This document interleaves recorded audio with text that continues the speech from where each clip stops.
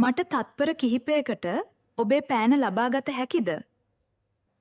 මට ඔයාගේ ෆෝන් එකෙන් කෝල් එකක් ගන්න පුළුවන්ද? මගේ බැටරිය ඉවරයි. මේ ආකාරයට යම්කිසි අවසරයක් අපි ඉංග්‍රීසි වලින් කියන්නේ කොහොමද? could I සමග ක්‍රියාපදයේ බේසික් ෆෝම් ලියා වාක්‍ය සම්පූර්ණ කළාම හරි. මට මෙතන ඉඳ ගන්න පුළුවන්ද? අනිත් මේස පිරීලා. Could I sit here? The other tables are full. Could I use your computer to print out a document?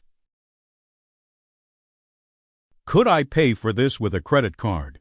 Or do you only take cash? Could I invite a couple of friends for dinner this weekend? Mom.